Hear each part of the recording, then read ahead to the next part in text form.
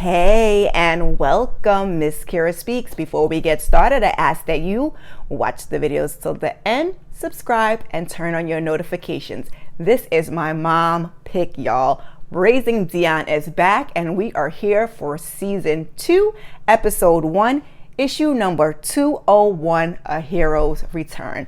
So as the episode opens, it is 2 years later, and we see Brayden. He's in an arcade playing video games. While he's playing video games, there's a creepy looking dude over in the corner watching him. So when he goes to cash in his tickets, he doesn't have enough to get the Nintendo Switch that he wanted, but he uses his mind control on the lady checking him out, and he gets it anyway. When he gets outside, the same creepy looking dude from earlier tries to steal it from him, but the crooked man comes to his rescue.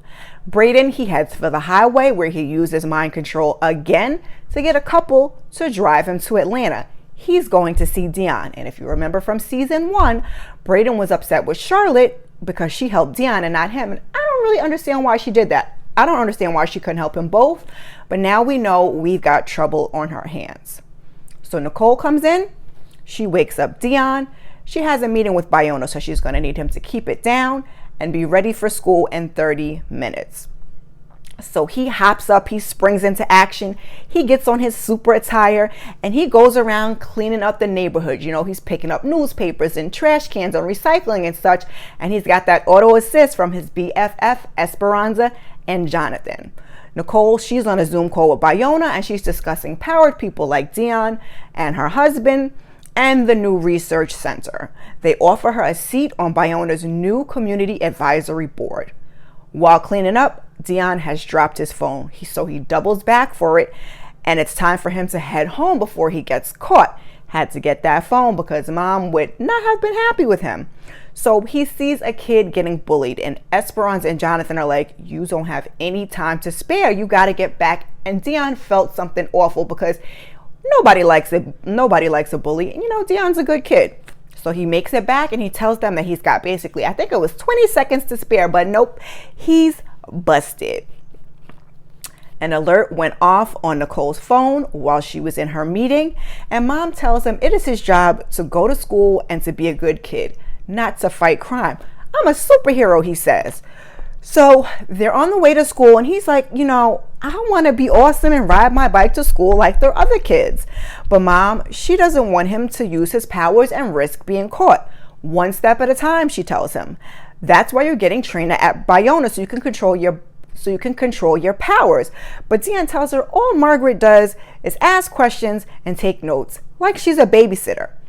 Dad told him he has to be brave and ready at the end of last season, and he is convinced that he is going to have to get ready to fight the crooked man. She tells him to be a kid while you still can be a kid. So we see a sinkhole at the school where Dion, his mom, and dad took down the crooked man. There's a crew and they have that area section off. So Esperanza and Jonathan, they're waiting to have a meeting with Dion before school, and we get introduced to Mr. Gary. Mr. Gary, who I believe is security, and Esperanza, they having a little garden talk, and he says that he'll come by and set up a slug trap for her because her dad's been too busy and she's trying to get her flowers together. So he goes on about his business, and Dion finally shows up. This is the meeting for the Triangle of Justice, and it's now in session. Mind Mover, here, that's Dion. Invisible Girl, here, that's Esperanza. Did you settle on a name yet? Admiral Annihilation, Jonathan says. We'll work on that, Esperanza says, and they have a quick meeting when the bell rings. So on the way to class, Esperanza tells them that she signed them up for the school musical review. The fellas were not happy about it, but she says, we do everything together, and she invokes the power of the triangle. So in class, the teacher tells them, listen, there's no sneaking down to that sinkhole. The principal said that it's off limits. One student asked, why don't they just close it up? And she's like, you know, they're testing the soil to make sure there's no toxic waste under there. Cool. You know, kids. So she shows them, she's like, you know, we did recover some artifacts from, you know, from the sinkhole. They've got an arrowhead, some petrified wood, some old pieces of metal, and tiny musket balls. And the kids go crazy about the tiny musket balls. She tells them that a battle was fought on the property during the Civil War. So they're going to start to work on creating a timeline of the area when a new student comes in. It's Brayden Mills. The kids start to whisper under their breath. They're saying some not nice things, and Dion is looking at him, wondering if he's looking at him. He is. So he takes a seat and he just gives Dion a stare down. It was quite awkward. And as you know, Brayden he's got mind control. He can also hear what you're thinking. So it's BIONA day for Dion. And as they're going in, he tells his mom that Esperanza invoked the power of the triangle. And now he's in the musical review. And we find out that Nicole was asked to direct the review. And Dion's like, no, mom. That's too embarrassing. So as they're walking through the building, we see the different powered people that are doing their training. Nicole, she steps away to take a call and tells Dion to change, and she'll meet him in the training room. So she goes to get a cup of coffee, and we see Flynn, for you guys that don't know who that is, from How to Get Away with Murder. Could this be a possible love interest for Nicole? We'll find out. So the two, they make small talk when someone comes over to use the broken coffee machine, and he shields her from getting splashed. She's like, she didn't realize he has powers. Did it just get cold in here, he asked? And she says, yeah, my son's in training, and she doesn't have anything against powered people. And now we cannot forget that Nicole had that bad experience last season with Pat. So she has her reservations. So they share some more awkward conversation, and she says she doesn't want to get involved with a powered man. Were we getting involved?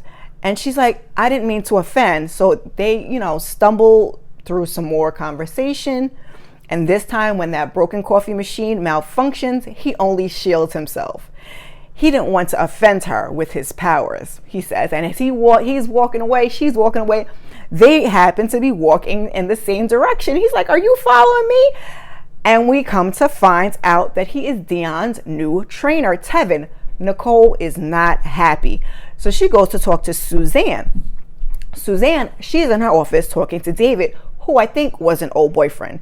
He talks about harnessing powered people's DNA, and she says they're here to help, not exploit. And I get the feeling that David is going to be a problem. Let's stay focused on our current mission. And they talk about the crooked man and how they found that there are two additional sites like sinkholes that have surfaced about 3 months ago. So as they're talking, Nicole comes in and Suzanne gets introduced to David, who is the new VP of operations. He excuses himself, and then Nicole confronts her about Dion having a new trainer. Margaret was way out of his league, Suzanne tells her. Dion needs a trainer who can keep up with him, and Nicole is concerned that he's powered. Suzanne tells her he's also a world-class runner, a former Olympic track coach, and you know what he's not? Pat. So Nicole, she's still nervous. Suzanne explains that Dion isn't an 8-year-old anymore that listens to his mom. He's a 10-year-old that's going to listen to his friends, and he needs somebody to look up to, a role model. So Nicole takes a look at the sinkholes with Suzanne, and they wonder what happened to cause them. So they talk a little bit more, and Nicole looks like she's going to be willing to give Tevin a try. So Tevin, he's going over the checklist of the different powers that Dion may or may not have. So they start playing basketball, and they're using their powers. When Nicole comes in, Tevin shields her from a fireball that Dion was throwing, and she asks to speak to Tevin alone. Nicole, she apologizes, and she tells him that she and Dion had a traumatic experience with the powered person, and he apologizes, and looks like they're going to be okay. So they shake to a clean slate, and Tevin tells her Dion is safe with him, and so is she. So Brayden meets with the crooked man on the field where he fought Dion. He says this time he's bringing an army to fight. How, Brayden asks. So the crooked man, we see his electricity, and it goes all the way down to the sinkhole and back up into Brayden. So one of the people manning the sinkhole tells him he's not supposed to be out there, and Brayden says, you're sleepy. Using his mind control, homeboy falls asleep. So Kat has come to visit Nicole and Dion straight from Ghana. Dion is looking for his phone to make a video for his dad.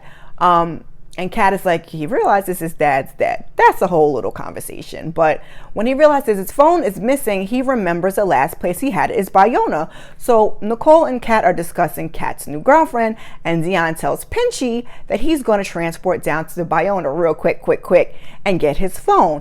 So he gets to BIONA, he finds his phone, but he's got to hide because someone's coming. So Nicole and Kat, they're discussing Tevin, and it looks like I was right. He may be a love interest. So we find out that Kat sold her house while she was away, and she plans to stay with Nicole and Dion for now. Nicole does not look happy. So at BIONA, David comes up and tells Suzanne that the readings at the Atlanta sinkhole are spiking to levels never seen before. Just the Atlanta location, and then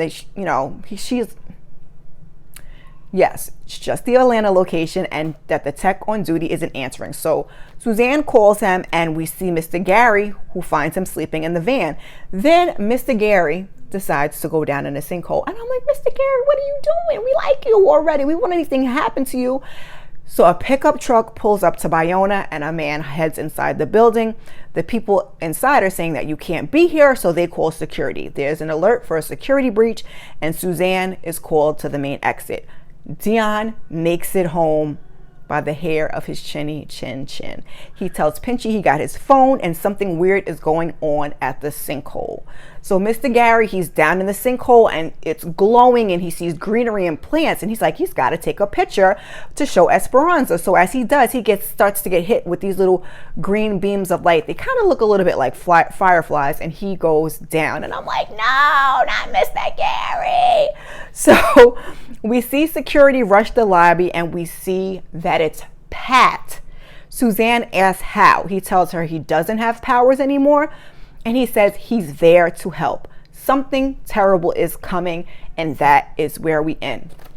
So guys, what do you think is gonna happen next? Please put your thoughts down in the comment. Do you think that Mr. Gary is still alive? Is he gonna be a bad guy now that he got hit with the little, green beams? Also, if you've made it this far, put a surprise face emoji in the comments for this episode. I think I'm going to try to do these, like, since it's Netflix and it's not a limit, it's Netflix, it's a series, I believe it's 8 episodes, started on February 1st.